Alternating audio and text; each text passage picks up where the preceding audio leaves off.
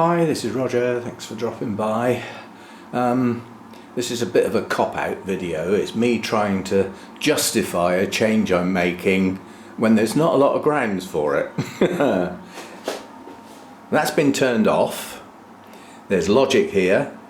The reason is, in the main, all through my orchid life in the previous place, the circulating fans were there to generate air movement, yes, but also to help keep the plants cool, yeah, which was an absolute need round the other place, because the sun used to get on that conservatory a lot of the day. Even in the winter time it generated heat, so they were there to help keep the plants cool as well as keep the air moving. I don't need to keep the plants cool anymore, not here. And when you have a look now, it's oh, there's a coltit. I wonder if he's going to come down. It's alright, they don't come round very often. They're not that common. No, he's seen me. I moved. He might come back if I can get in a position before he gets here. No, he's timid. Back to the subject. So that's gone off. On the grounds it was a little bit vicious anyway. It did actually generate a little bit too much movement, and what I've done now is I've decided I'm going to use that instead. So this is going to be the air movement. Now it's very, very gentle, but basically it's sucking air in the bottom and blowing it out the top, and there is a pretty good draft there coming out the top. I can feel it. I'm getting higher. I can feel it there. So it is moving the air around, but the bonus is it's cleaning it as well. Now I put that on yesterday evening for the first time, and I thought, where on earth am I going to put it? And I thought, well, it needs to be relatively central, you know, which it isn't at the moment. It needs to go a bit farther over there, but I need to sort the cable out at the moment. I just plugged it in to try it out last night. I mean, it's very simplistic controls. I don't even know if the lights will show. It's got an on-off button at the top there. The next one down is the ionizer. The next one down is the night light, which I don't want. I don't want a purple glow in here. People will wonder what I'm up to. And the next one down with the tick means that it's happy that the filter's clean enough to do the job.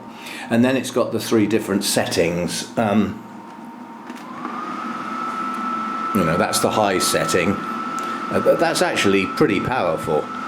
And in fact, I'm going to leave it like that for the rest of today. The idea is that at some point, the air in here will have been cleaned. All of it. That's going to happen by speeding it up, but hopefully it will happen during today, and I can just turn it down to the single setting and let that run. But as soon as I walked out here this morning, the air smelt fresh. It didn't have that musty type smell, slightly mushroomy type smell, which is obviously a result of the dampness. Now I don't know whether something like that is capable of doing it, but in theory it might even remove some moisture from the air. I don't know whether it can do that or not. I mean, obviously that would be totally dependent on, in normal air, how large are the molecules of moisture. I mean, they're invisible, you can't see them. So how big are they? Because this filter goes down to 2 or 3 microns. So if the moisture in the air is smaller than that, it's going to go straight through the filter and come out the top of the unit and not get stopped. If it does partially stop the moisture, then obviously that will get in the filter along with the dirt that comes out of the air and the bacteria and stuff. But the filter's got to come out and be cleaned every so often anyway, and in theory the unit will tell me when it needs doing. I'll also have a look every now and again, just in case the sensor doesn't work. Yeah, so it's a change of practice. I don't need the leaves to be moving in here anymore. I'm not trying to keep everything cool. What I'm trying to do is stop the mold. Just stop that, you know, being in the air and getting on the plants and all that sort of stuff. And a lot of that was generated by the chances are the mould was already here in the place when I moved in, because it wasn't cleaned as well as perhaps it could have been.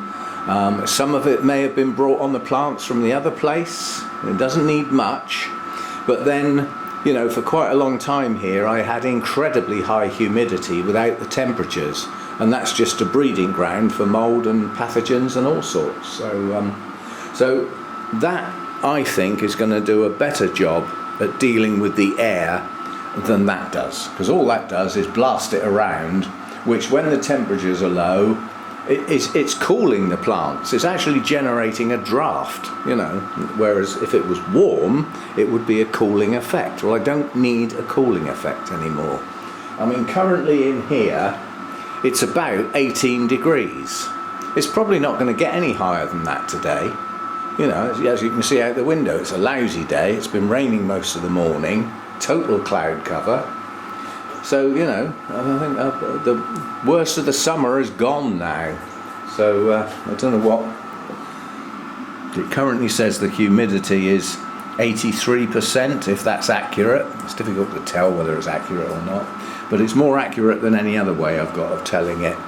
So again, that's still too high. I'd like, you know, at 18 degrees, I'd like it down at 60%. But as long as I keep chucking water on these mounts, on all that moss and all those bare roots, it's going to evaporate into the atmosphere. It's going to generate humidity. Now, pots don't do that so much. You know, there is some evaporation off the top of the pot, but nowhere near as much as a mount. That's why my pots haven't been watered for 8 days, and the mounts get done every couple of days, because they dry quickly, and all that moisture goes into the air that the plants don't take up. So that's my change. This idea with the water bottles is not working. They continuously leak. I haven't found a leak-proof one yet. I keep changing them over, and I'm not prepared to waste any more water, so they're going to have to leak. I will find another solution, and I think the solution will be out there. Those large square pieces of timber are going to become the legs to my bonsai staging, and I won't be using it all. So whatever's left over, those chunks of wood will become the ballast for in here, because it's heavy wood. So I think that'll do the job. Unless I can find some bricks. I mean, I might be able to find some bricks somewhere, you know, on the roadside or outside somebody's house that's having a bit demolished or something. But I'll keep my eye out. But I don't go out enough to be driving around to guarantee finding that sort of thing.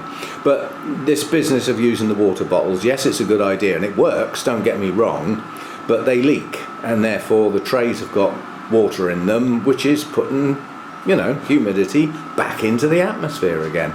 I mean, I watered the mounts yesterday and there was an awful lot of dripping into the trays, so they work, stop it getting all over the floor. But then the idea is that I would just empty them outside and then they dry off quite quickly, but that's not happening because the water bottles are leaking, so I have to find another way of doing it. My spike on that Vanda, I think, is growing about 1 inch a day at the moment. It seems to be pushing up quite quickly.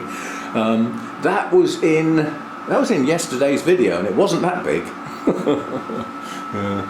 Anyway, I must get on today. Later today, I've got all my pots to water today, apart from the shady cooler set. They're not dried out enough to do again yet. And then later today I may film another one of the project orchids. It depends how. At the moment I'm bursting with energy, but I'm trying to catch up on all my washing. I've got other things to do besides videos and orchids, so yeah, so I may get another video filmed later today. It might not get posted till tomorrow, I'll see how I go. But yeah, no, I don't think there's anything else. It was just, this really is open to comments and ideas. I mean, most people would agree that airflow is necessary for orchids, and stale, stagnant air doesn't do the plants any good. I think most people would agree on that. But having your plants in a cold draft is not a good idea. Most would also agree to that. And when it's hot, that cool blast is wonderful for the plants, helping them to keep cool. But when they're already cool, it becomes a draft, and that's not appreciated by the plants. So that goes off. But to keep some airflow and some air movement going, it's getting replaced with that. I'm not running both of them at the same time, there's no point. And that is also cleaning the air and getting rid of the mould spores out of the air. It's not going to get rid of the mould that's already on the leaves of the plants, but that I'm sort of doing as I go along. As I pick a plant up, I'm just rubbing the mould off with my finger. And once it's been taken off, it seems to stay off. It doesn't seem to come back. You know, it's as though the layer got there. It's not doing a huge amount of harm, apart from possibly stopping the leaves breathing as well as they should. But once I take it off, it seems to stay off. It doesn't seem to come back again.